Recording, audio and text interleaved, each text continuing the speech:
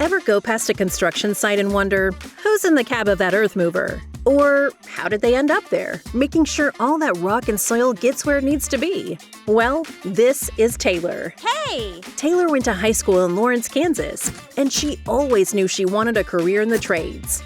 So, after graduation, she got an apprenticeship with a residential construction company. Taylor has worked as an excavator for the same company ever since. But what exactly is excavation anyway? Excavation includes digging, trenching, grading, and drilling. It often involves heavy equipment, but not always. Excavation can also be done with hand tools like shovels or augers. Basically, anytime dirt is getting moved around, that's excavation. A big part of excavation is knowing where to dig without damaging underground utility lines. And that means contacting 811. As an experienced excavator, Taylor knows that there are all sorts of projects that require a visit to Kansas811.com. Anytime her company plants trees, builds a shed, installs a mailbox, or does anything else to disturb the surface of the ground, she submits a locate request on the 811 website. It's like she tells all the new apprentices, contacting 811 is free, but damaging an underground utility sure isn't.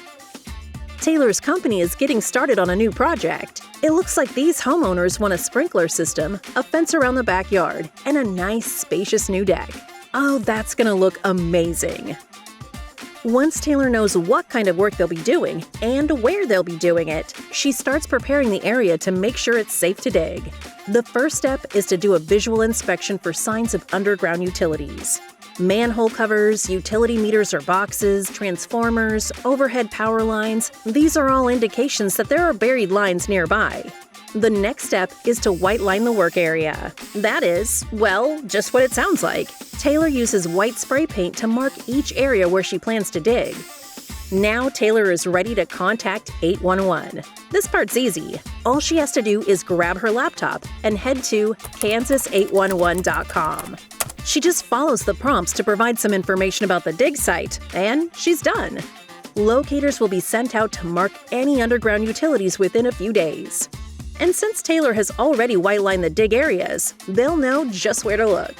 All in a day's work. Well done, Taylor!